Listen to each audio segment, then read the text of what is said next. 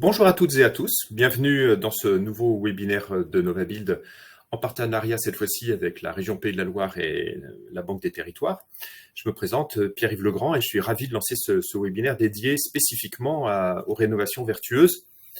Et la rénovation, c'est plus largement même avec la question du faire avec l'existant. On le sait, ça doit devenir une culture pour toute la société, mais en particulier pour les acteurs de l'immobilier, de l'aménagement et de la construction.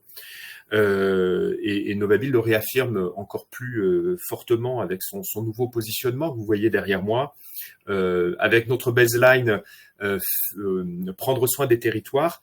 On affirme deux choses. D'abord, prendre soin, c'est un peu l'objectif ou le sens qu'on veut donner à l'ensemble, non seulement des actions de NovaBuild, mais aussi des actions que les acteurs de la construction, de l'immobilier, de l'aménagement mènent au quotidien avec leurs ouvrages. C'est revenir à l'essentiel de ce que nous sommes et de ce que nous devons faire. Et puis les territoires, on a voulu absolument affirmer cette question des territoires parce que d'abord, ça a fortement du sens quand on est une association régionale, mais aussi parce que le territoire, c'est un terme systémique qui va emmener à la fois évidemment nos ouvrages, mais ceux qui vivent avec et pour les ouvrages, mais aussi qu'il y a autour et un ensemble de dispositifs qui nous obligent à avoir une vision globale et systémique et c'est une vision assez complexe. Qui passe forcément à un moment par le faire ensemble et le fait aussi d'être soutenu par des collectivités locales. Donc le faire ensemble, on peut l'avoir avec une structure comme NovaBuild et puis le soutien des collectivités, on va avoir des choses beaucoup plus claires dans quelques instants. Je termine ce propos d'introduction par un point qui me semble important. Avec la nouvelle baseline de NovaBuild, on a aussi un nouveau site internet et en réalité, on a 8 microsites, dont un qui est faire avec l'existant. Et je peux vous inviter, pour ceux qui sont des professionnels de ces questions-là ou qui veulent s'orienter sur ces questions-là, on a désormais donc quotidiennement des informations ciblées sur ce point, comme le point qui est juste en dessous, que vous voyez aussi, le fer circulaire. Donc je peux vous inviter à vous tenir informé par cet intermédiaire et je vous invite par exemple à noter dès maintenant la date du 19 mars avec une balade de découverte d'un certain nombre d'ouvrages exemplaires avec pas mal de rénovations à Vivi le 19 mars. Le 22 mars, c'est l'événement à ne pas manquer, le OFF, Oser faire frugal, qui est sans la rénovation. Et puis le 5 avril, où nous allons travailler sur la trajectoire vers 2050 et surtout l'imaginaire, comment est-ce qu'on fait pour aller vers 2050 et forcément le faire avec l'existant sera complètement lié à ça. Et puisque je suis avec les dates, je vais proposer à l'équipe technique de faire monter à mes côtés Sylvain Quat, qui est chargé de programme efficacité énergétique au service transition énergétique de la région Pays de la Loire, de venir me rejoindre parce que on a une autre date à vous proposer d'intégrer rapidement. C'est la date du 1er avril, qui est la date de remise de dossier pour l'appel à projet rénovation exemplaire. Mais juste avant que tu commences, Sylvain, on se posait la question avec l'équipe, si c'est le 1er ou le 30 avril, on a les deux dates qui sont notées. Et tant qu'à faire qu'on note la bonne date, ce serait pas mal. Il me semble que c'est le 1er avril, mais tu me mets un doute. Non, c'est bien le 1er avril et le 1er octobre. Il y aura 2 sessions cette année. On est bien sur les 1er avril et 1er octobre. Et pour être complet, juste avant de te donner la parole, les porteurs de projets sont invités, s'ils le souhaitent, à prendre contact aussi avec NovaBuild et en particulier Margot Schulz, qui est notre chef de projet rénovation réhabilitation et qui déjà l'année dernière, on en parlera peut-être un peu tout à l'heure, avait travaillé avec un certain nombre de porteurs de projets en amont du dépôt du dossier. Elle est à nouveau à votre disposition, elle est en connexion permanente avec Sylvain. Donc Sylvain, je vais te laisser la parole pour une 5 minutes et 15 minutes, 5 et 10 minutes pour présenter cet appel à projet. Et comme tu le laissais entendre, c'est déjà la suite d'un appel de 2023. Donc c'est ça qui est aussi pour nous toutes et tous intéressant puisque maintenant on a un retour d'expérience. Tout à fait. Alors merci Pierre-Yves, bonjour à tous. Il faudra que je reconfirme la date du 30 et du 1er avril. Effectivement, il y a 2 infos contradictoires. Je saurais pas trancher là tout de suite. Désolé pour ce petit cafouillage. Alors sur la présentation, l'appel à projet a été lancé l'an dernier pour la première fois par la région. Il faisait suite à un ensemble de dispositifs qui étaient dédiés à la rénovation énergétique.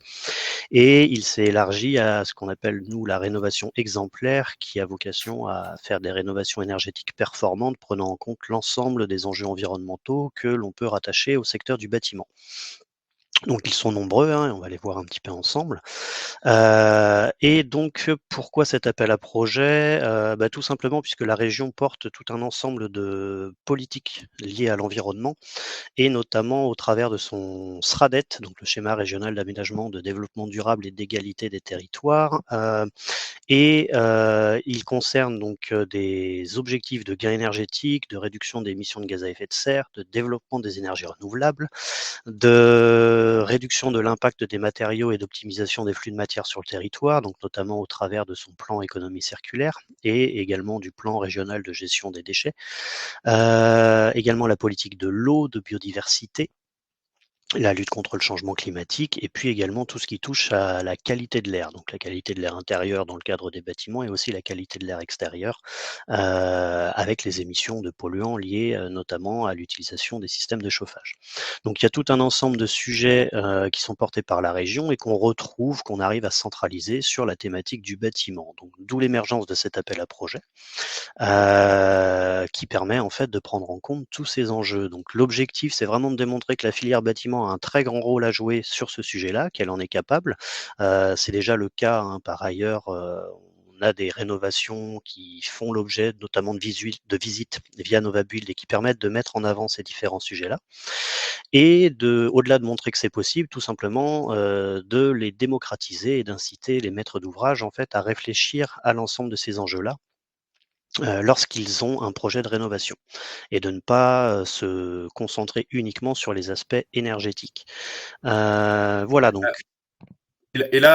Sylvain, merci beaucoup. Je pense que tu vas pouvoir nous donner concrètement un exemple. Et ce qui est vraiment chouette dans ce webinaire, c'est qu'en fait, c'est la personne qui instruit les dossiers, qui va regarder vos candidatures. Je m'adresse aux personnes qui sont dans la salle, qui va nous présenter d'abord comment est-ce que tu as regardé les dossiers la dernière fois et quels sont les critères dont tu vas tenir compte la prochaine fois.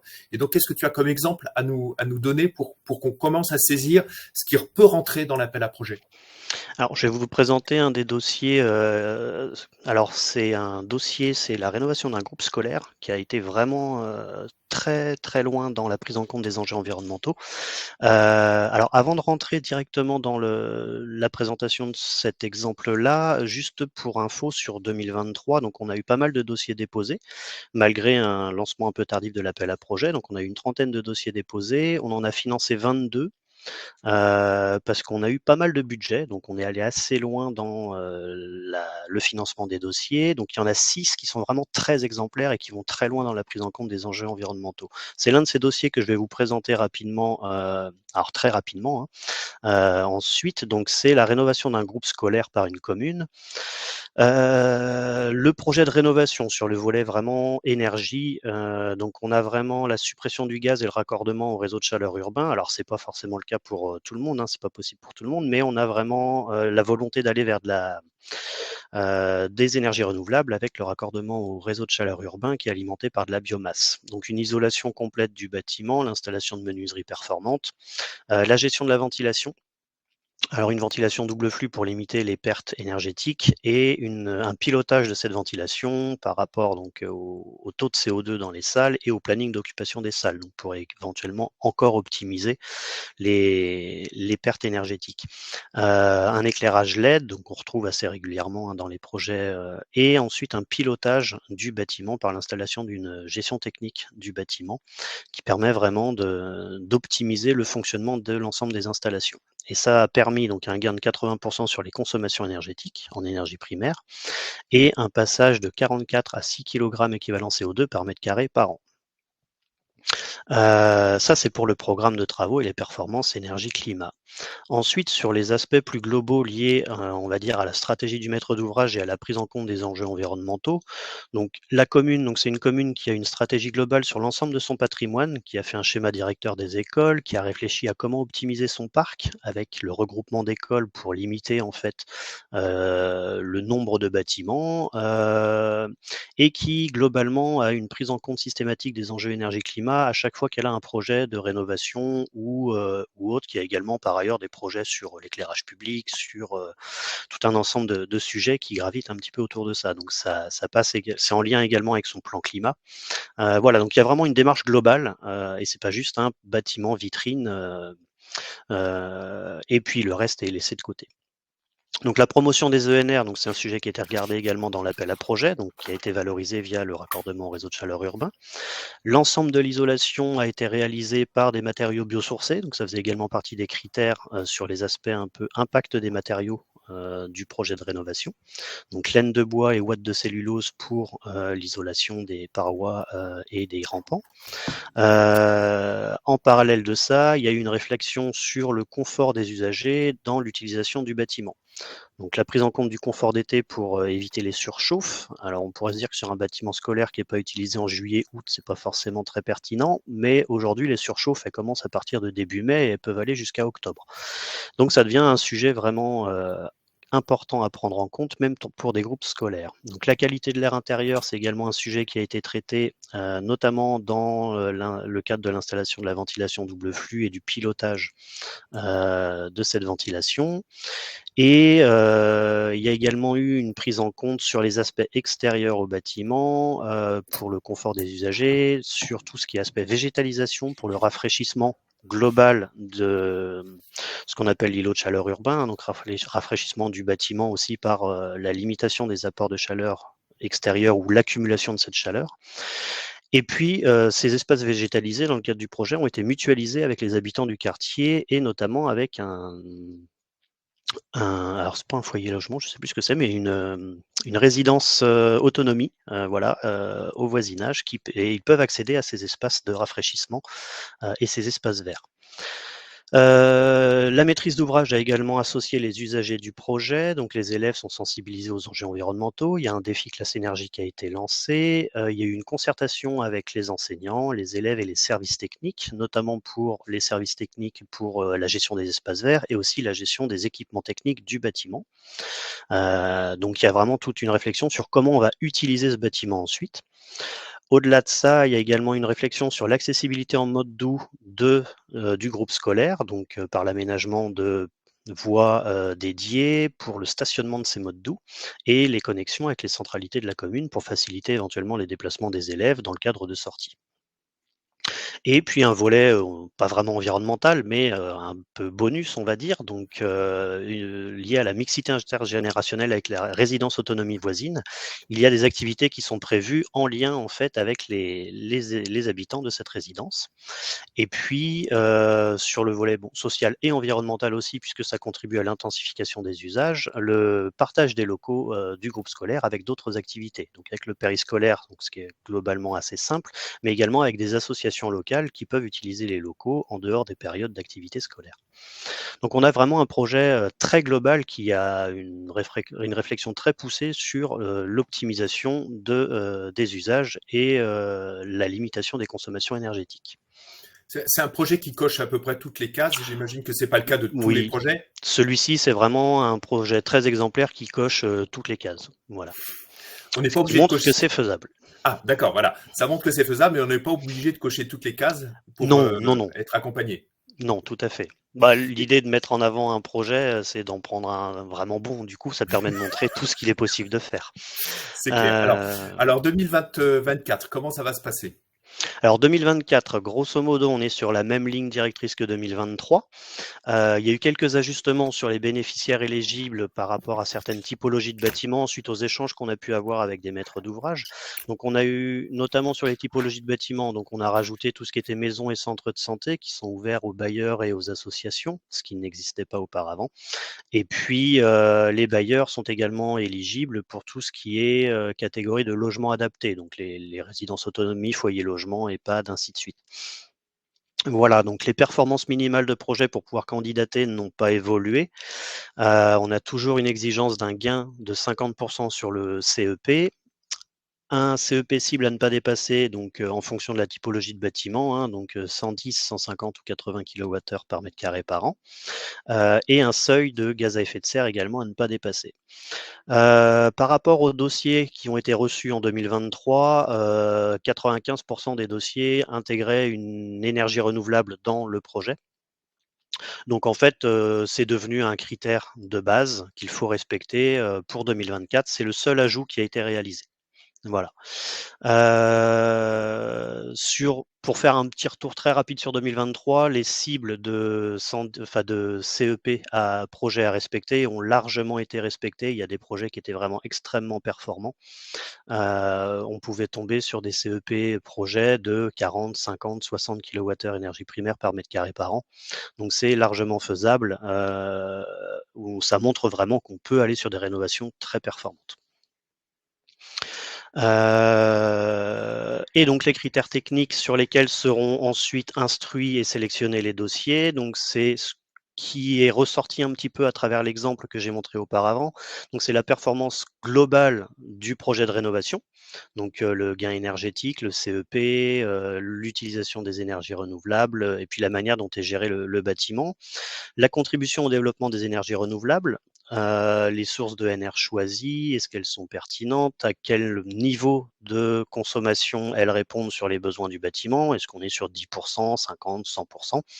On avait pas mal de projets qui associaient notamment du photovoltaïque en autoconsommation avec un système de pompe à chaleur géothermique notamment sur les dossiers déposés en 2023. Les aspects matériaux, donc sur le biosourcé notamment, qu'on retrouve souvent sur cet aspect-là, mais il y a également des projets qui valorisaient du réemploi, assez peu, mais du coup, ce sont des projets qui sont assez intéressants. Et puis, des projets aussi qui valorisaient vraiment le stockage du carbone en intensifiant l'utilisation de matériaux biosourcés, de bois et de choses comme ça dans le projet de rénovation. Et il y a également la réduction et la valorisation des déchets de chantier. Donc aujourd'hui, il y a des obligations réglementaires. Cependant, donc s'il y a un strict respect de la réglementation, hein, c'est pas forcément un point, à mettre en avant dans le cadre de l'appel à projet, mais on peut aller plus loin que la réglementation, sur la valorisation des déchets de chantier. Il y a des accompagnements et des informations qui peuvent être, transmises à ce sujet-là par la région et puis par les partenaires qui travaillent sur ces sujets-là. Donc faut pas hésiter à nous contacter. Voilà, donc sur l'aspect matériaux, il y a vraiment des choses à faire, qui sont assez faciles à mettre en avant et qui valorisent pas mal les projets. Ensuite, sur les autres enjeux, donc on a l'adaptation au changement climatique, dans lequel on va retrouver donc la gestion du confort d'été, que ce soit par des systèmes passifs ou actifs. Tant qu'à faire, on préfère les systèmes passifs dans le cadre du projet puisque ça ne consomme pas d'énergie. Mais les systèmes actifs peuvent également être intéressants.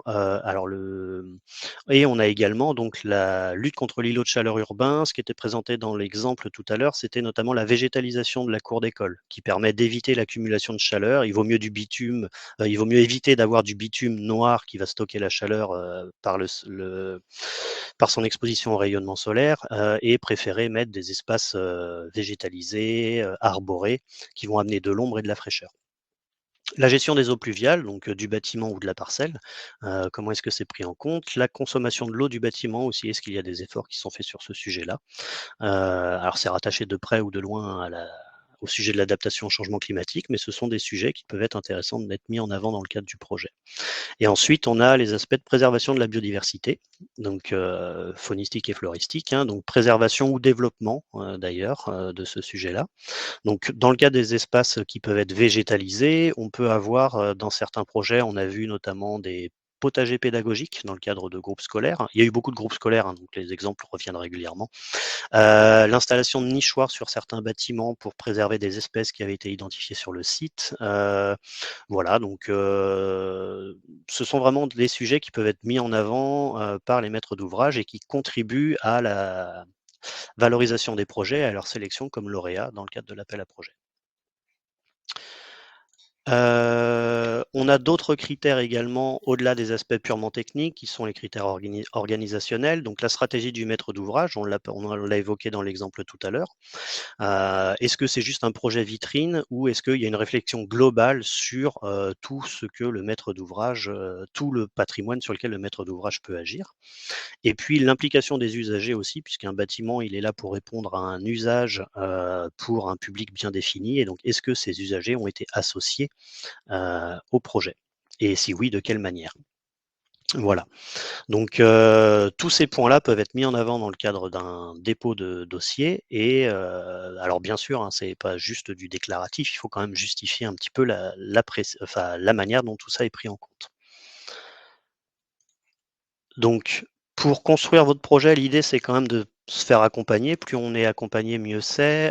Il y a des experts hein, sur l'ensemble de ces sujets-là qui peuvent donner des informations, accompagner le maître d'ouvrage dans la définition de son projet, dans la mise en œuvre de ses objectifs. C'est toujours plus simple de définir des objectifs en amont du projet et ensuite de trouver la manière pour y répondre que d'essayer, une fois qu'on a défini un projet, de rajouter des briques environnementales qui n'ont pas été pensées pour. Donc il vaut mieux prendre ces objectifs en amont du projet et se faire accompagner pour les mettre en œuvre. Donc il y a beaucoup de relais hein, sur le territoire, sur tout ce qui est énergie renouvelable ou écomatériaux ou autres, ou même biodiversité. Donc Fibois pour, on va dire, le bois, les différents relais ENR aussi qui sont accessibles sur le territoire, Atlansun notamment pour le solaire, NovaBuild pour les aspects de rénovation globale du bâtiment, hein, sur toute cette approche-là, la LPO pardon, pour la biodiversité, l'ADEME, voilà. Et puis ensuite, n'hésitez pas à prendre une AMO spécialisée ou un maître d'œuvre spécialisé sur ces sujets-là et à vous faire accompagner. Voilà, et donc le financement du projet, donc dedans on intègre en fait tout ce qui est lié à l'atteinte des objectifs environnementaux. Donc on a la partie fonctionnement avec toutes les études, la maîtrise d'œuvre et les aides aux investissements pour les différents travaux. Et même chose que l'an dernier, donc les dépenses éligibles peuvent être financées par la région jusqu'à hauteur de 20%, avec un plafond à 200 000 € par projet. Et donc il y a 2 vagues en 2024, une donc au 1er ou 30 avril 2024 pour le dépôt des dossiers, avec une instruction prévue, donc un vote des lauréats prévu à l'automne, et la deuxième vague au 1er octobre, et là les subventions seront votées début 2025. Donc le dépôt du dossier, il faut qu'il soit suffisamment mûr pour que le dossier puisse être instruit. Donc il faut que les choix du maître d'ouvrage soient réalisés et puissent être justifiés. Donc il faut que les audits et les études de faisabilité soient réalisés, que les choix sur les matériaux ou autres soient réalisés pour que le dossier puisse être déposé. Donc en phase APD en général, donc avant projet définitif, on est à peu près sur le bon timing. Voilà.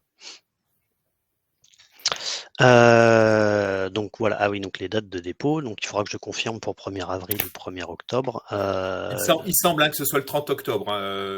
30 avril.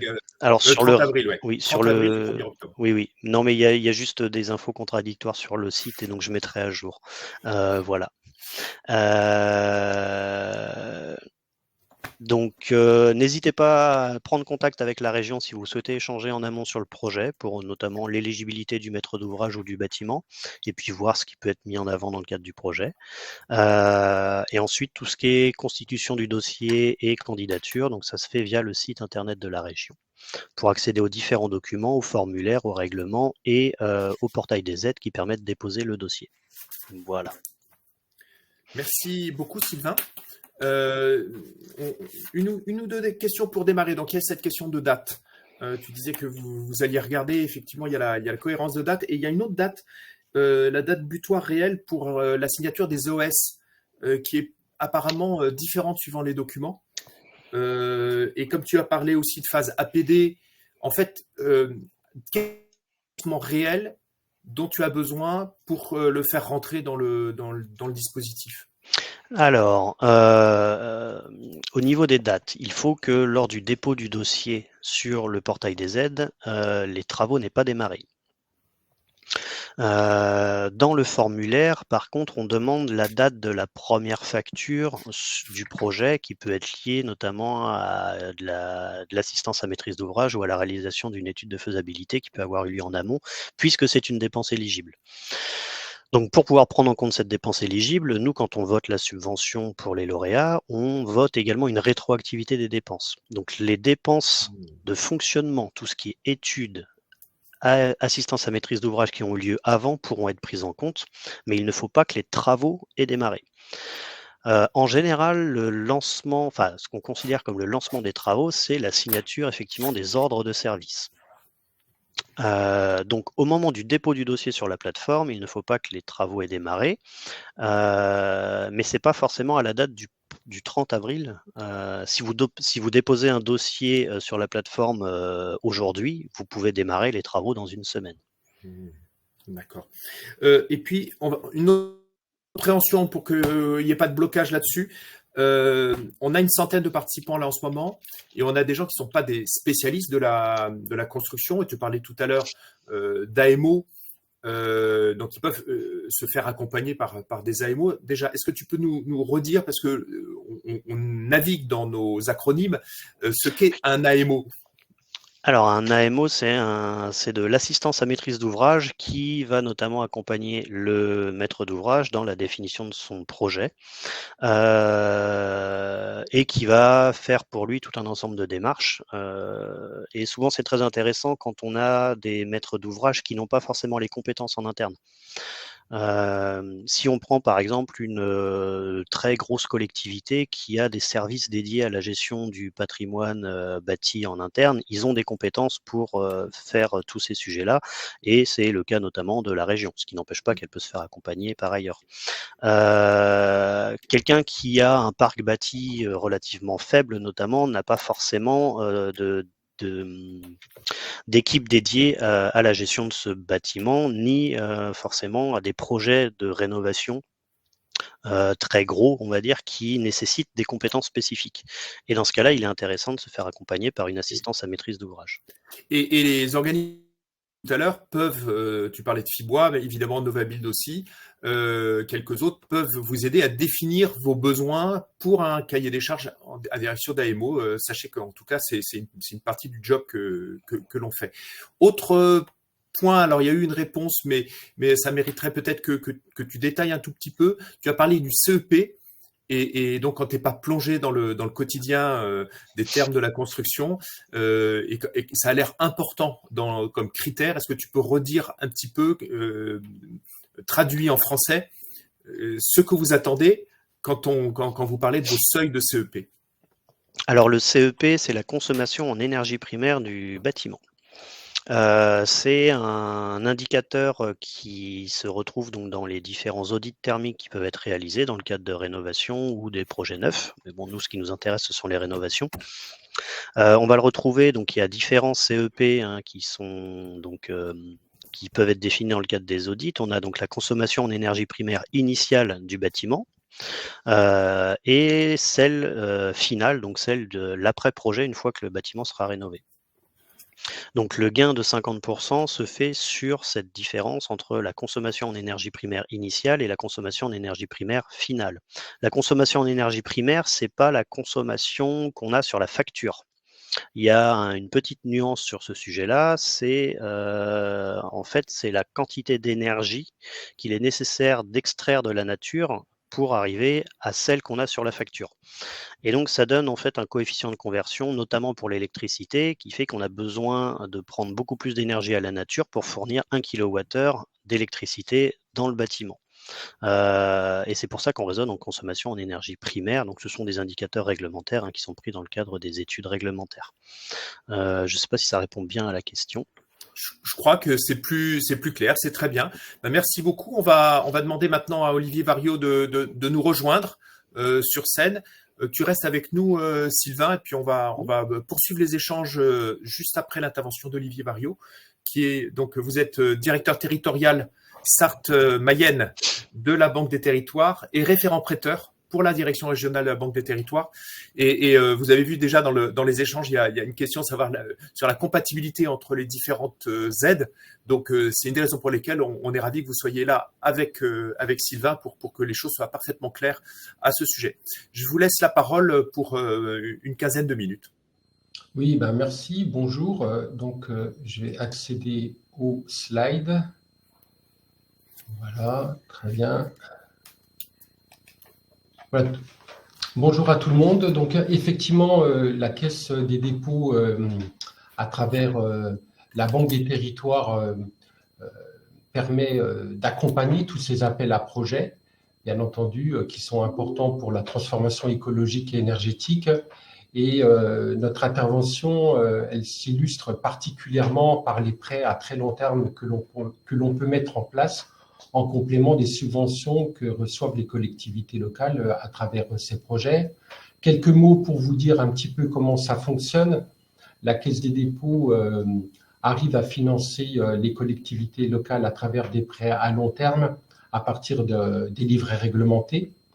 Mais pour augmenter notre capacité d'intervention, on a aussi demandé la contribution de la SFIL, qui est une filiale à 100% de la Caisse des dépôts, et à la Banque européenne d'investissement pour qu'on puisse diversifier ces prêts à long terme à travers deux index que sont le taux du livret A et les taux fixes. Bien entendu, vous redire peut-être que tous ces prêts que l'on met en place pour le développement du monde local s'adressent principalement aux collectivités locales, mais également à l'ensemble des acteurs qui gravitent autour du développement local. On retrouve naturellement les établissements publics, les groupements de coopération sanitaire, les entreprises publiques locales, qui composent effectivement tout ce paysage. Donc, redire que pour l'ensemble des personnes qui nous écoutent et qui représentent les collectivités locales, ces prêts sont pour vous, et principalement. Alors, je vais m'arrêter peut-être davantage sur le prêt transformation écologique qui accompagne tous ces projets de transformation écologique, et pour effectivement redire que on accompagne toute cette transformation, toute cette réhabilitation énergétique à partir du moment où les économies réalisées entre avant et après les travaux sont au moins de 30%. Ça concerne principalement les acquisitions bâtimentaires et puis, bien entendu, tout ce qui va contribuer à rénover ces investissements, ces projets, que ce soit des projets, des postes qui touchent à l'ensemble des économies que peuvent réaliser les collectivités locales à travers ces investissements. Ça concerne aussi les études préalables. Et puis, lorsque, en plus des réhabilitations, il y a aussi nécessité d'extension, on peut prendre en partie ces investissements dans le cadre d'une approche globale pour accompagner l'ensemble du projet que porte la collectivité locale. Alors, pour vous dire, pour vous préciser les caractéristiques financières qui accompagnent les financements que l'on met en place, je dirais que la particularité pour la Caisse des dépôts, Banque des Territoires, c'est de pouvoir accompagner ces investissements sur de très longues durées. C'est ce qui fait notre marque de fabrique. C'est ce qui permet aussi d'économiser et d'atténuer la charge d'annuité qui est liée à ces investissements très structurants et qui sont parfois lourds pour le budget des collectivités locales, d'où la nécessité parfois de recourir à des durées très longues. Sur tous ces prêts, en règle générale, notre quantité d'investissement peut permettre d'accompagner les collectivités sur leur reste à charge dans leur totalité, déduction faite des subventions que les collectivités locales peuvent percevoir au titre de ces investissements. Vous dire aussi que la Caisse des dépôts, depuis plusieurs années, a mis en place un dispositif complémentaire au prêt dont je viens de parler, qui s'appelle l'e-tracting. Donc ça, c'est un deuxième dispositif? C'est un deuxième dispositif, voilà, tout à fait. Tout à fait, c'est exactement ça. Un dispositif qui peut être complémentaire au prêt à long terme ou qui peut répondre dans certains cas de figure en totalité au projet des collectivités locales. C'est un dispositif qui permet de se caler par rapport aux économies réalisées. On va adapter le remboursement de cette avance remboursable en fonction des économies réalisées. C'est le principe. En règle générale, les postes qui peuvent être susceptibles d'être remboursés par ce dispositif tournent autour du chauffage, de la production d'eau chaude, de la ventilation et puis également de l'éclairage public. Voilà les postes sur lesquels ce dispositif va s'adosser. Et puis, la Caisse des dépôts a souhaité effectivement, pour accélérer ces projets, mettre en place cet outil complémentaire qui est adossé sur une durée de 12 à 13 ans maximum, c'est-à-dire que pour pouvoir rembourser toutes ces économies d'énergie, en règle générale, on prête sur des durées qui sont entre 10 et 13 ans à travers ce dispositif. Alors, c'est important de le signaler à ce stade parce qu'effectivement, on a beaucoup de collectivités locales qui nous interrogent, parfois sur des réhabilitations légères, mais parfois aussi sur des réhabilitations plus lourdes. Donc, on peut concevoir effectivement, pour des réhabilitations plus lourdes, de mettre en place ce dispositif d'e-tracting, autrement dit d'avance remboursable, qu'on va pouvoir combiner au prêt à long terme que j'ai indiqué pour les accompagner sur les autres postes qui touchent à une rénovation plus lourde, comme la toiture, et puis la rénovation de l'enveloppe générale des bâtiments. Donc voilà, ça, on est très sollicité en ce moment sur des dispositifs qui combinent effectivement ces deux outils.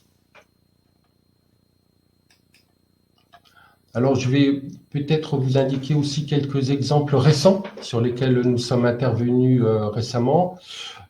Celui de la Chapelle-Launay, où effectivement le projet consistait à une réhabilitation très importante qui a nécessité effectivement de la part de la collectivité de pouvoir bénéficier d'un prêt GPI Ambre. C'est un prêt qui effectivement peut être mis en place, comme je vous l'indiquais, à partir du moment, encore une fois, où les économies réalisées sont au moins de 30%.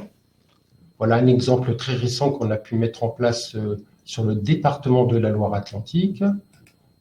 Un deuxième exemple aussi qui touche à une réhabilitation concernant une école à Montreuil-Juigné dans le Maine-et-Loire. Là, c'est le même cas, il s'agissait d'une réduction massive permettant effectivement d'économiser plus de 40%.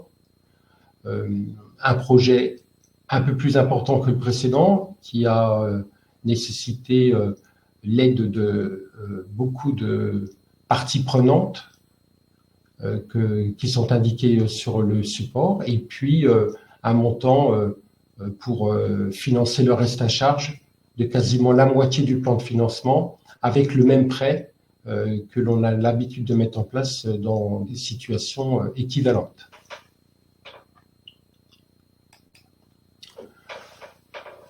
Pour finir, vous indiquez également tous les contacts concernant les différents départements où nous intervenons, avec le nom des directeurs territoriaux. parce que effectivement, comme je l'indiquais, nous sommes très sollicités et c'est important pour les collectivités de connaître le nom de leurs contacts. Voilà. Peut-être pour conclure...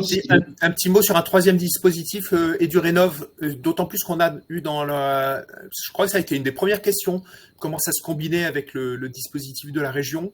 Je pense que c'est un des dispositifs les plus connus, c'est peut-être pour ça que vous l'avez pas complètement abordé de façon détaillée, mais est-ce que vous pouvez nous en dire quelques mots? Oui, tout à fait. J'allais y venir, effectivement. Le programme EduRénov, effectivement, est un programme qui a été lancé par la Banque des Territoires et qui est très complémentaire aux appels à projets de la région et qui consiste effectivement, en plus des financements dont j'ai parlé, combine la possibilité d'apporter de l'ingénierie en amont des prêts pour accompagner effectivement tout le travail à réaliser par les collectivités qui consiste à diagnostiquer le bâtiment pour voir quelles sont les économies possibles. Et puis, en fait, un troisième élément aussi qu'on met en place à travers ce programme, c'est une ressourcerie pour les collectivités qui permettent effectivement d'accéder à des outils complémentaires pour diagnostiquer l'état du bâtiment. Nous avons mis en place il y a quelques mois un outil qui s'appelle PrioRéno, qui permet effectivement aux collectivités locales de voir quelles sont les dépenses réalisées pour chacun des bâtiments, voir quels sont les bâtiments qui sont les plus énergétiques, peut-être de façon à permettre aux collectivités de prioriser les travaux qu'ils auront à réaliser en fonction de la connaissance énergétique de chacun des bâtiments. Se tenir informé des meilleures pratiques, c'est-à-dire qu'à travers cette ressourcerie, on donne la possibilité aux collectivités locales de voir quelles sont les collectivités qui ont eu des situations identiques à gérer, et ainsi elles peuvent profiter de ces expériences pour pouvoir effectivement se poser les bonnes questions afin de mieux gérer les investissements qu'elles auront à réaliser elles-mêmes. Voilà, le programme EduRénov, en fait, c'est meilleure capitalisation d'expérience, ingénierie amont et ensuite financement. Pour simplement indiquer qu'effectivement, la Banque des Territoires, ce programme EduRénov qui est ciblé sur les écoles, les collèges, les lycées, peut apporter une réponse de bout en bout. Merci beaucoup. Et concrètement, je voulais savoir comment ça se combine avec le dispositif de la région. Vous demandez à peu près les mêmes critères où on s'arrache un peu les cheveux et on a un petit bout comme ci, un petit bout comme ça. Alors, je ne sais pas si c'est vous, Sylvain, qui voulez répondre à ça. Nous, simplement, dans le cadre d'EduRénov, simplement, l'élément clé, c'est que la collectivité locale arrive à démontrer qu'elle va faire 40% d'économies sur les travaux qu'elle compte réaliser. Et la clé de voûte. Et donc, Sylvain, là, on nous demande clairement là, est-ce que c'est cumulable avec l'appel à projet de la région ? Tout à fait, les aides en fait entre la région et ce qu'apporte la Banque des Territoires comme financement, il n'y a pas du tout de problème de cumul. C'est complètement compatible. Au même titre que les aides régionales sont cumulables avec les fonds de l'État, pour les collectivités notamment, ou avec les aides du fonds chaleur qu'il peut y avoir par ailleurs dans des systèmes de production d'énergie renouvelable de chaleur dans les bâtiments, il n'y a pas du tout de problème de cumul. La seule impossibilité de cumul qu'il y a sur l'aide de la région, c'est avec d'autres dispositifs de la région. Ah, par exemple. Par exemple, alors toujours les communes, puisque c'est là-dessus où on intervient le plus, mais s'il y a une collectivité qui a une aide au titre de la revitalisation des centres-villes, par exemple, pour la rénovation d'un bâtiment, elle ne pourra pas cumuler cette aide de revitalisation des centres-villes et l'aide de l'appel à projet rénovation sur le même projet, hein, bien sûr. On parle bien d'une aide sur un projet dédié. C'est ça. Olivier Variot, c'est pas venu de la salle, mais c'est plus pour ma compréhension. À un moment, vous avez parlé de prêt et à un autre moment d'avance remboursable. Et j'ai l'impression qu'une avance remboursable, c'est comme un prêt. Et je vois pas la différence au-delà des mots. Est-ce que vous pouvez nous redire fondamentalement quelles sont les différences entre les deux? Alors, en fait, oui, c'est la même chose. Mais ce qui les distingue, c'est que le prêt est conçu pour accompagner les collectivités locales qui s'engagent dans des rénovations très lourdes. Donc, ça nécessitera pour elles d'emprunter sur très longue durée et d'absorber ça dans leur charge de fonctionnement d'une manière générale. Alors que l'avance remboursable, appelée in-tracting, elle est conçue d'une autre manière, c'est-à-dire que, encore une fois, on va caler la durée de cette avance remboursable en fonction des économies réalisées. Donc, ça veut dire qu'on neutralise en quelque sorte la charge de remboursement de cette avance remboursable. Si bien que la collectivité locale qui s'engage dans ce dispositif, elle sait que ça n'aura pas de conséquences sur sa section de fonctionnement. Alors qu'un prêt à long terme, là, ça va être noyé dans l'ensemble de ses charges de fonctionnement. Et là, il faut avoir une approche globale pour voir quel va être l'impact sur sa section de fonctionnement. Autre différence entre vous deux, Sylvain, et c'est bien pour avoir confirmation, le dispositif de la région ne porte pas uniquement sur les ouvrages publics, on est bien aussi sur du logement, et donc ça peut être aussi des maîtres d'ouvrage privés qui portent le projet. Tout à fait. Alors, le logement, attention, on n'est pas sur tous les types de logements. Tout ce qui est logement social ou logement privé ou autre ne sont pas éligibles à l'appel à projet. Ils peuvent être financés par ailleurs dans le cadre de projets de rénovation énergétique via les fonds européens ou les aides MaPrimeRénov' pour le logement des particuliers ou toutes les choses comme ça. Donc, l'appel à projet est sur le tertiaire, public ou privé. Donc, j'invite également les collectivités à communiquer localement auprès des petites entreprises qui ont des locaux de petits tertiaires, tout ce qui peut être petit commerce, choses comme ça, ou même des entreprises qui ont des sièges sur leur territoire et qui souhaitent s'engager dans des gros projets de rénovation, puisqu'elles peuvent être éligibles à l'appel à projet rénovation exemplaire. Et sur les logements, on est sur vraiment les logements un peu spécifiques, ce qu'on appelle bâtiments à occupation continue. Ce sont donc les foyers logements, les maisons de retraite, les EHPAD et les choses comme ça. Voilà. On avait une observation au tout début disant il y a énormément aujourd'hui d'aides et je suis pas sûr que c'était dit de façon positive sur la rénovation. J'ai l'impression que c'était plutôt on s'y perd un peu. Est-ce que par exemple si les gens t'appellent, tu peux les orienter vers le dispositif qui correspond le plus à leur projet? Comment est-ce qu'ils font pour s'y retrouver entre toutes ces possibilités qui existent? Alors, j'aimerais te dire oui, il y a beaucoup d'aides, mais ça dépend pour qui. Les particuliers ont beaucoup d'aides pour rénover leur logement. Les collectivités ont accès à beaucoup de dispositifs, notamment du côté de l'État quand on cumule DETR, DSIL ou fonds verts, qui peuvent contribuer à des financements de projets de rénovation énergétique.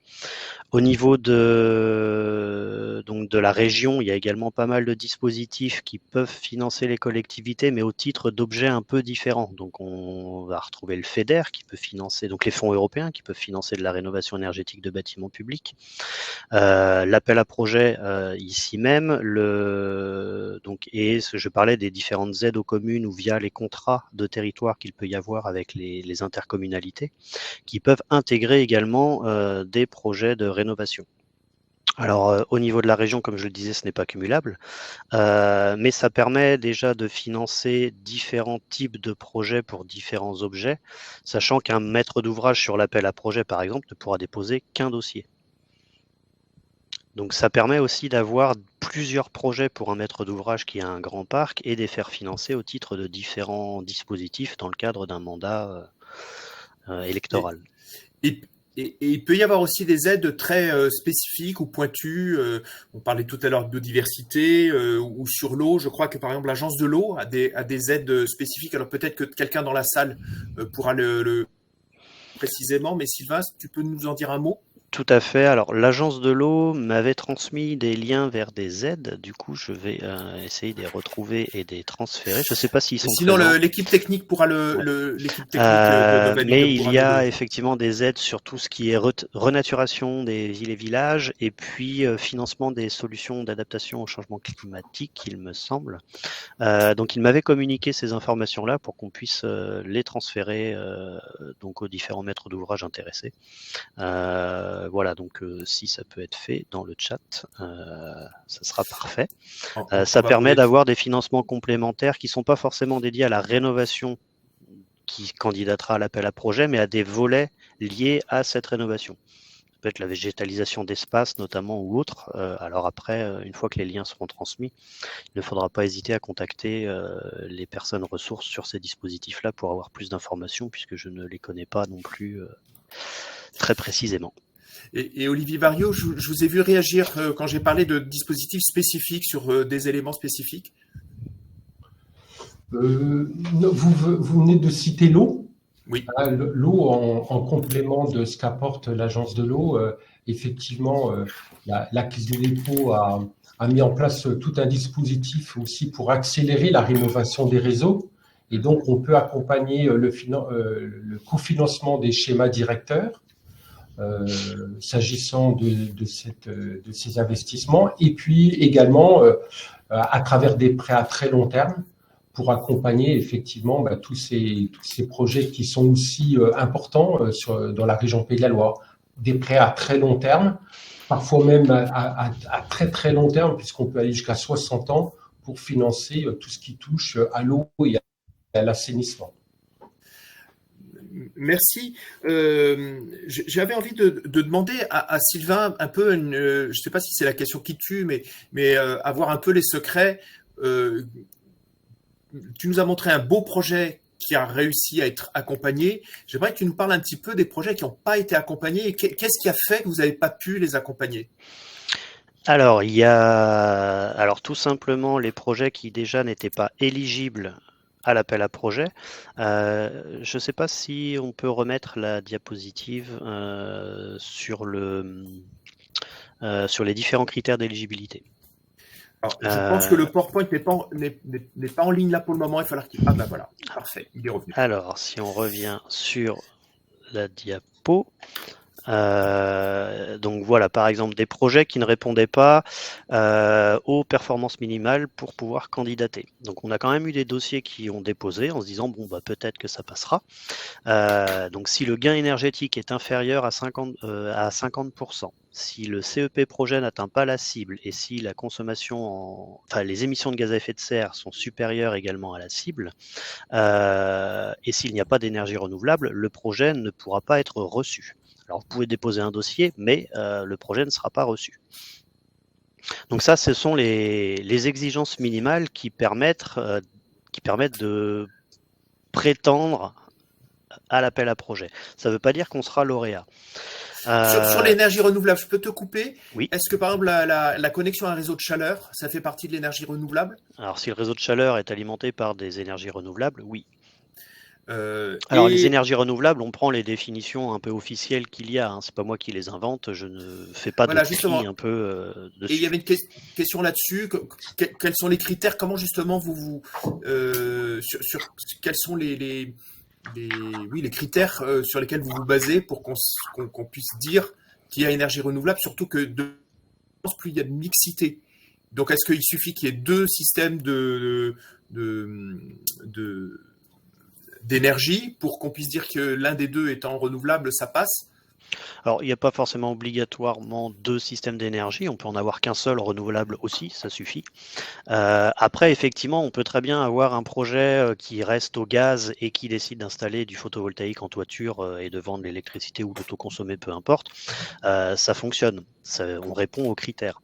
Par contre, sur la pertinence, alors à condition bien sûr de respecter la cible gaz à effet de serre, mais sur la pertinence du projet, ça sera peut-être pas prioritaire par rapport à quelqu'un qui a préféré supprimer le gaz au profit d'une chaufferie biomasse par exemple ou d'une pompe à chaleur qui sera peut-être plus pertinent.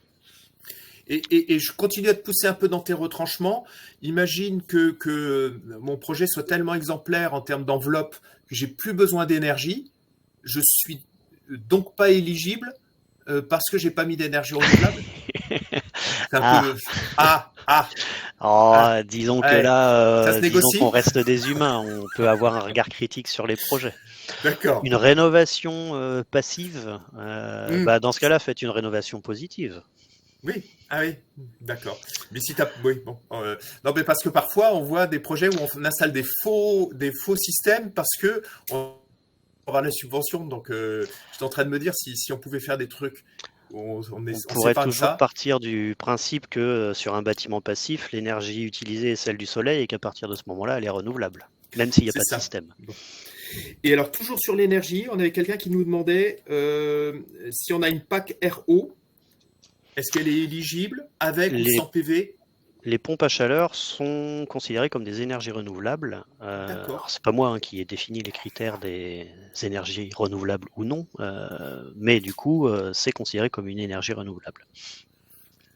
Sur Alors on revient, je ne sais pas si on a regardé tous les critères que tu voulais reprendre, et notamment il y avait la question sur le CEP sur laquelle il faut qu'on revienne parce qu'on a eu pas mal de questions qui sont revenues là-dessus.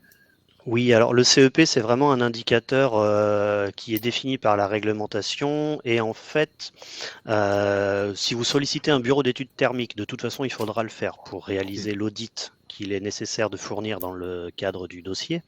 Le bureau d'études, lui, travaillera sur le CEP. Alors le CEP initial et le CEP projet, donc la consommation en énergie primaire du bâtiment, on est sur c'est quelque chose qui rentre dans des modèles de consommation. Donc comme je le disais Le tout à l'heure, hein, c'est prouver, pas lié à la facture. C'est un bureau d'études qui va réaliser ces calculs-là. d'accord, parce que quelqu'un se Euh, demandait, mais comment est-ce qu'on fait pour le prouver après? Non, là, on est sur un calcul théorique à cette étape-là. Tout à fait. C'est lié donc au bâtiment, à son isolation, donc à la performance de l'enveloppe, à son orientation, aux différents systèmes, aux usages et ainsi de suite. Donc c'est vraiment un modèle de calcul qui est utilisé par le bureau d'études pour définir le CEP initial et le CEP projet après travaux. Donc on est sur donc là-dessus, ça veut dire que ça ne concerne que les rénovations énergétiques. Les projets neufs ne sont pas éligibles à l'appel à projet. Ils sont Est-ce soumis que à la réglementation environnementale 2020 qui est déjà très en avance sur beaucoup de sujets environnementaux et ce n'est pas l'objet de l'appel à projet. je voudrais Oui, juste t'interroger un peu sur projet neuf parce qu'on a eu des questions qui sont revenues et je pense que c'est pas parce que les gens n'ont pas lu que c'est un appel à projet rénovation, mais tu sais que les choses sont extrêmement imbriquées aujourd'hui. On a des extensions, des surélévations, et donc il y a une part qui ressemble à du neuf, mais qui n'est pas du neuf parce que s'il n'y avait pas le projet initial, ben, il n'existerait pas. Ça veut dire que vous enlevez la cote-part d'extension sur élévation quand vous voyez arriver le projet, ou est-ce que vous l'intégrez quand même?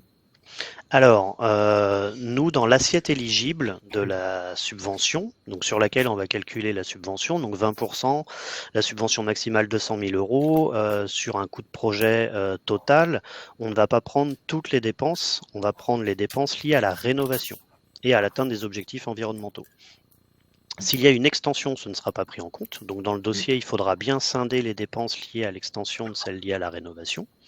S'il y a une surélévation, même principe. Ce ne sera pas, la surélévation ne sera pas prise en compte. S'il y a un changement d'usage, il n'y a pas de souci pour candidater à l'appel à projet.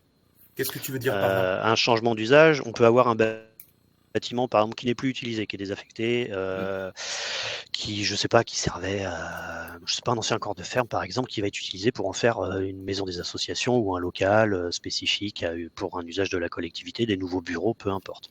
Dans ces cas-là, en fait, on a un bâtiment qui ne fonctionnait plus, donc définir des consommations initiales, c'est toujours un petit peu compliqué. Les bureaux d'études, ils savent faire après, puisqu'on est dans des modèles théoriques en fait. Donc là-dessus, il n'y a pas de souci. Les changements d'usage, à partir du moment où on avait un bâtiment qui existait et qui est rénové pour en faire une autre activité, il n'y a pas de souci, on peut candidater à l'appel à projet également. Dedans, en fait, que ce soit pour les projets, donc revenir un petit peu sur les dépenses éligibles, les rénovations, les changements d'usage, on va enlever donc les extensions, on va enlever les surélévations, on va enlever les aménagements intérieurs éventuellement qui n'ont absolument rien à voir avec la performance environnementale du projet, et on va prendre donc les dépenses qui sont liées donc à l'atteinte des objectifs environnementaux. Donc dedans, je le précisais tout à l'heure, on a donc les études, on a l'assistance à maîtrise d'ouvrage qui contribue à définir le projet et qui accompagne le maître d'ouvrage dans l'atteinte de ses objectifs, la maîtrise d'œuvre. Donc tout cet accompagnement en fait qu'il est nécessaire pour avoir un projet performant est pris en compte dans les dépenses éligibles. Et ensuite dans les travaux, on va avoir bien sûr donc tout ce qui concerne la rénovation du bâtiment. On peut avoir aussi la végétalisation d'un espace qui est lié vraiment au projet. Notamment les cours d'école, toujours là-dessus, pour revenir là-dessus. Il faut vraiment que ce soit lié au projet. La végétalisation de cet espace sera prise en compte comme une dépense éligible. Tout ce qui va toucher au réemploi, se faire accompagner par un cabinet, un bureau d'études spécialisé pour le réemploi ou pour la biodiversité, l'installation des nichoirs aussi, toutes ces choses-là seront des dépenses qui seront prises en compte dans le cadre du projet. Ces dépenses, en fait, alors il est toujours un petit peu compliqué d'avoir les dépenses finales d'un projet, mais... C'est ça qu'on nous demande à l'instant. D'accord. Quand on dit dépenses éligibles, est-ce que c'est les dépenses qui sont prévisionnelles en APD ou c'est les dépenses définitives? Et on sait qu'aujourd'hui, il peut y avoir quand même de sacrés décalages. Et je vois que Olivier Variot opine du chef en disant oui, ça, il a dû voir un certain nombre de dossiers comme ça. Alors en fait, nous, on va instruire le dossier sur la base des informations qu'on a dans le projet. Donc si c'est déposé en phase APD, on est sur de l'estimatif. Ouais. Et donc on va calculer la subvention sur la base de cet estimatif. Une fois que si on est juste avant, si tous les marchés ont été passés par exemple et qu'on a les devis au centime près, on pourra se baser sur les dépenses réelles, les dépenses définitives des Mais si l'ensemble a pris 20% et qu'on vous a déposé un dossier en APD, il a pris 20%, vous pouvez bouger votre subvention ou pas? Alors, une subvention, une fois qu'elle est votée, elle peut bouger à la baisse si les dépenses sont inférieures à ce qui était prévu, mais jamais à la hausse si le coût est plus élevé. Ce sont des règles budgétaires, c'est pas moi qui les décide, ce sont des règles budgétaires sur lesquelles en fait on ne peut pas revenir comme ça. Donc en fait on ne peut pas augmenter une subvention une fois qu'elle a été votée. La subvention c'est 20% des dépenses éligibles, c'est un plafond, une fois que c'est voté, on ne peut pas aller au-dessus. Alors Olivier Variot, vos prêts, on peut les bouger à la hausse? Alors nous, du coup, on est très complémentaires, on peut les bouger à la hausse, les prêts. Parce qu'on est en quelque sorte la variable d'ajustement, on arrive dans le processus à la fin et effectivement, lorsque la collectivité locale a la meilleure connaissance du montant des subventions auxquelles elle aura le droit, c'est comme ça qu'elle va pouvoir ajuster le volume de son prêt et le volume de son autofinancement. Donc effectivement, nous, on peut effectivement abonder à la hausse parce que la collectivité aura une connaissance plus précise des aides dont elle peut bénéficier.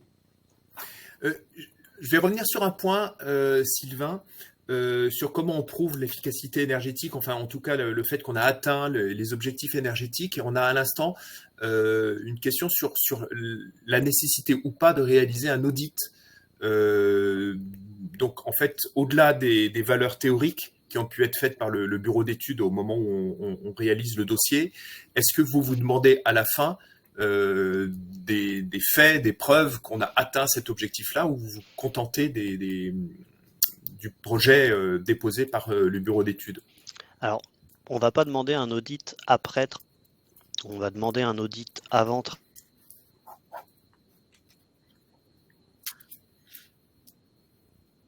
de l'appel à projet. Et pour faire simple, elles reprennent dans les grandes lignes les exigences qu'on a dans les cahiers des charges types pour la réalisation d'audits thermiques qui ont été réalisés par l'ADEME et qui sont en ligne, et puis par la FNCCR également. Donc on a des modèles types de cahiers des charges quand on veut commander un audit auprès d'un bureau d'études. Les exigences de l'audit sont précisées donc pour la candidature à l'appel à projet, donc en annexe du règlement d'intervention. Et c'est sur cette base-là qu'on va instruire le dossier. Alors, il faut que le programme de travaux soit modélisé dans l'audit. Parce qu'en fait, l'audit va proposer un ensemble de préconisations au maître d'ouvrage, va proposer quelques scénarios de travaux pour illustrer son audit et ce qu'il est possible de faire auprès du maître d'ouvrage, ça ne veut pas dire que le maître d'ouvrage va choisir un de ces scénarios-là. Il pourra composer son propre scénario et il faudra que ce scénario soit modélisé dans le cadre de l'audit pour donner la consommation en énergie primaire du projet après rénovation. C'est sur cette base-là qu'on va estimer, qu'on va juger si le gain de 50% et la cible du CEP est atteinte ou non. Ensuite, pour le versement du solde de la subvention, on vérifiera que le programme de travaux qui était prévu a bien été réalisé. Par contre, on ne viendra pas demander les factures de consommation énergétique pour savoir si on a bien respecté le gain de 50% ou autre, parce que déjà, on n'est pas du tout sur les mêmes types de consommation.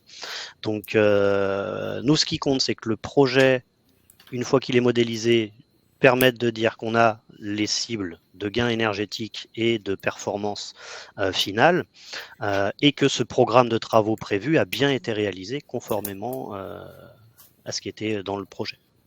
J'ai deux, trois questions un peu anciennes et que j'ai oublié que je t'ai pas encore posé. Il y en a une, ça fait comme un petit retour en arrière, mais pour être bien certain sur la question du chauffage. Si j'ai un atelier d'insertion qui est démuni de chauffage, je fais une rénovation parce que je continue à vouloir l'utiliser dans son objectif d'atelier d'insertion, mais je n'ai pas besoin de chauffage. Ça veut dire que je suis exclu du dispositif? Alors c'est compliqué comme sujet. Alors on peut pas cocher toutes les cases, hein. C'est difficile d'avoir un règlement qui prend en compte tous les cas spécifiques. J'ai eu des échanges récemment avec un atelier d'insertion. C'était pas un atelier d'insertion, c'était une association qui avait un bâtiment et dans lequel en fait il n'y avait pas de système de chauffage dans le bâtiment, mais il était chaque personne avait son petit radiateur pour pouvoir travailler à côté, parce que sinon c'était intenable dans ce bâtiment. Et effectivement, on est dans des conditions qui font qu'au quotidien c'est pas super. Je pense que si un bureau d'études vient faire un audit, je ne suis pas qualifié pour réaliser des audits, donc je ne connais pas toutes les subtilités, mais je pense qu'il y a des systèmes de chauffage qui sont branchés et que de fait il va y avoir de la consommation énergie liée au chauffage. Après, moi, si un bureau d'études thermiques justifie qu'il y a une consommation de chauffage initiale, que ce soit un système dédié au bâtiment ou des chauffage d'appoint, je ne sais pas. Je suis pas spécialiste de la réglementation sur ce sujet-là. Pour moi, il n'y a pas de souci à proprement parler, en fait, parce qu'on va optimiser les consommations d'énergie en installant un vrai système de chauffage et on va diminuer les consommations d'énergie et on va améliorer le confort de tout le monde. On a Jean-Nicolas de l'Adréal qui précise que vraisemblablement le BET modélisera un chauffage électrique dans les pièces concernées. Alors, merci. Donc, ça va bien être Jean modélisé. pour cet appoint, pour ce point. Il y a Angeline qui nous demandait, mais en fait, la subvention, on la reçoit quand? Parce qu'on a parfois aussi des problèmes de trésorerie et la subvention, elle peut aider aussi à ça. Oui, alors les subventions, elles sont attribuées donc une fois qu'elles sont votées, en général, donc là par exemple, on a les candidatures jusqu'au 30 avril, le temps d'instruire les dossiers, de préparer le rapport, de sélectionner les lauréats et de voter les subventions, ça sera fait à l'automne, donc peut-être en octobre. À partir de ce moment-là, une fois que les conventions d'attribution de subventions sont signées par le maître d'ouvrage et la région, il y a une avance qui est réalisée à hauteur de 30% de la subvention. Et ensuite, la subvention est versée au fur et à mesure qu'il y a justification des dépenses du projet.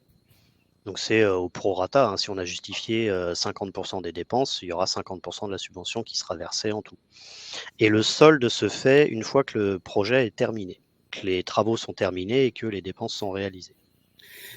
On a eu un petit doute tout à l'heure, quelqu'un se demandait, mais peut-être que tu l'as précisé, si la subvention c'est 20% de 200 000 euros ou 200 000 euros maximum dans 20% du projet.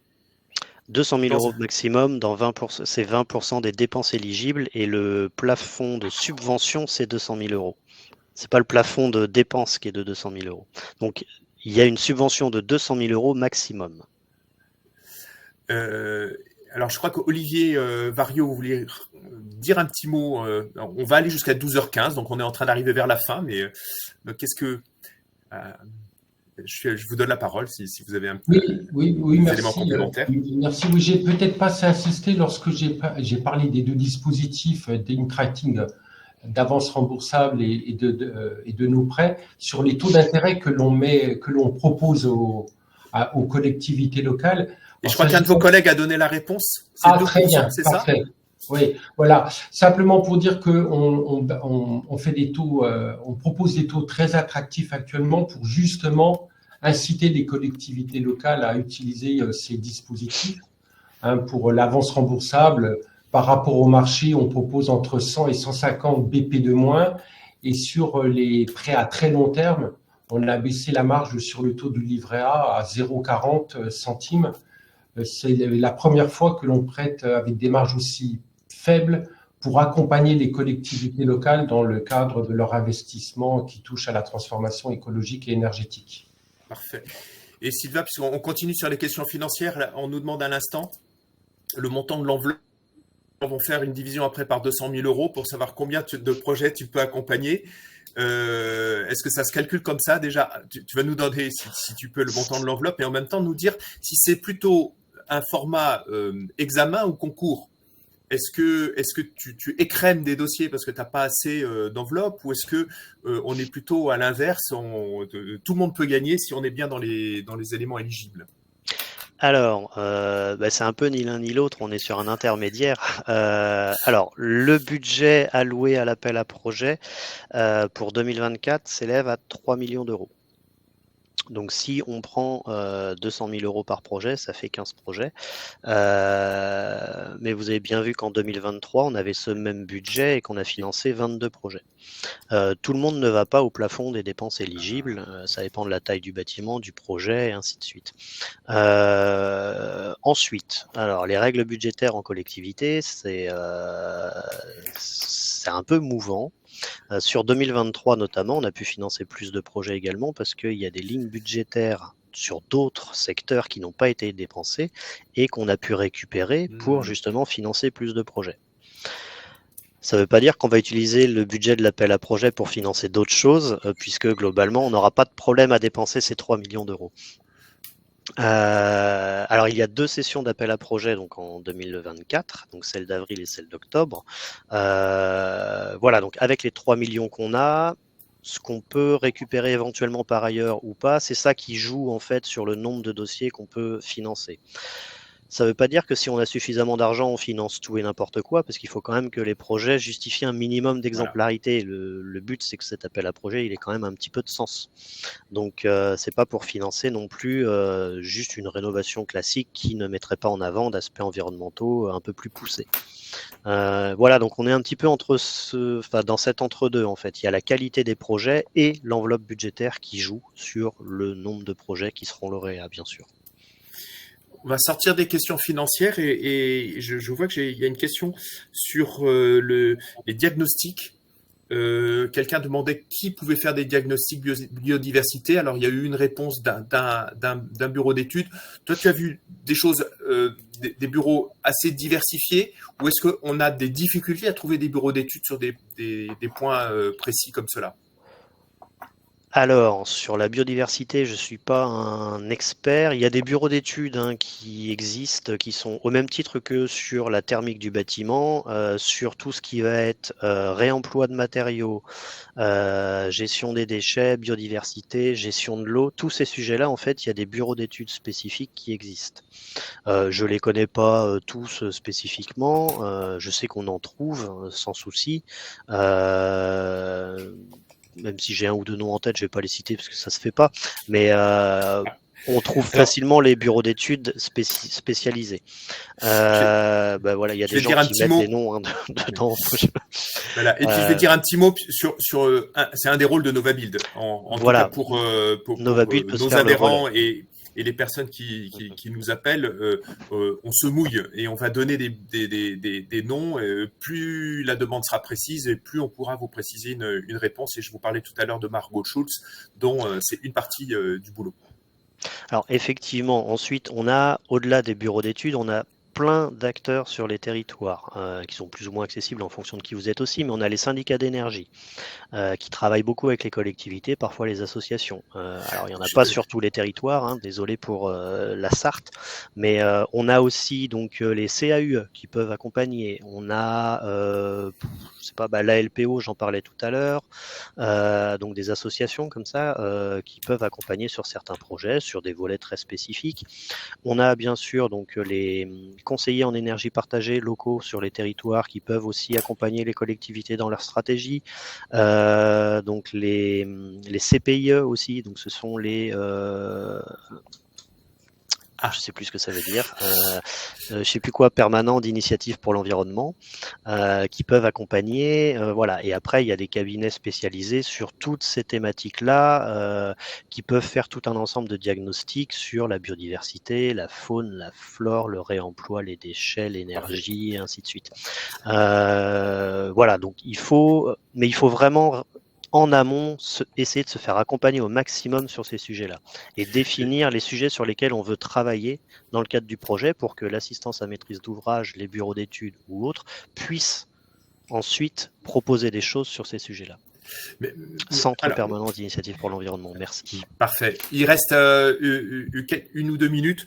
Mehdi Mouillet nous pose deux fois la question, donc je pense que c'est important sur les délais, le délai maximum pour démarrer les travaux, et on sait que dans le contexte actuel, il peut y avoir des décalages. Est-ce qu'on perd le bénéfice de la subvention si on a trop tardé à démarrer les travaux ? Alors le but, c'est quand même que les budgets puissent être consommés assez rapidement, puisque la gestion budgétaire en collectivité, encore une fois, c'est assez compliqué. Dans le règlement, nous, ce qu'on demande, c'est que les travaux démarrent dans l'année qui suit le dépôt du projet, enfin dans les 1 an qui suivent le dépôt du projet. Donc vous déposez un projet en février 2024, ce serait bien que les travaux démarrent avant février 2025. Normalement, quand vous déposez le projet, il est suffisamment avancé puisque les choix techniques sont faits. Globalement, soit vous avez déjà passé les marchés et c'est prêt à être lancé, soit vous allez les passer prochainement et du coup, ça peut quand même démarrer assez rapidement. Et est-ce qu'on peut faire des tranches ? Patricia Traclet de Nantes Métropole nous demande justement si elle a un bâtiment central, elle va avoir des annexes, pour pouvoir justement rentrer dans le rythme de l'attribution des subventions. Est-ce qu'elle peut raisonner par tranche ? Alors, on peut raisonner par tranche, il n'y a pas de souci. Après, une convention d'attribution de subvention, c'est valable 4 ans.